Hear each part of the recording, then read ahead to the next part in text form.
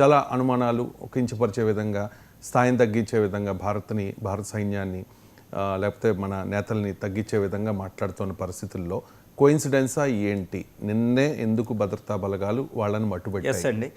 ఇప్పుడు సమయం దేనికైనా ఒక అద్భుతమైన సందర్భం అంటారు చూడండి, ఒక కాంటెక్స్ట్ అంటారు.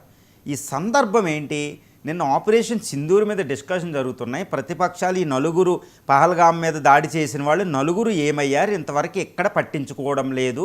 అదేవిధంగా చిదంబరం అడుగుతున్నారు, ఈ నలుగురు ఎక్కడికి పోయారు, వాళ్ళు ఎక్కడి నుంచి వచ్చారు, అసలు పాకిస్తాన్ ఎందుకు మనం పాకిస్తాన్ నుంచే వచ్చారని ఎందుకు అనుకోవాలి అనే ఒక సందేహం కూడా ఆయన రైజ్ చేశారు.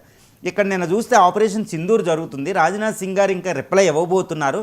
అప్పుడే ఆపరేషన్ మహాదేవ్, అదేవిధంగా పహల్గాం దాడిలో పార్టిసిపేషన్ నలుగురిని చంపేసాం అనుకుంటూ రిపోర్ట్లు వచ్చినాయి. కానీ చివరికి ఏమైంది వెరిఫై చేస్తే పహల్గాం దాడిలో మాస్టర్ మైండ్ అయిన సులేమాన్ షా అనే అతను చనిపోయాడు.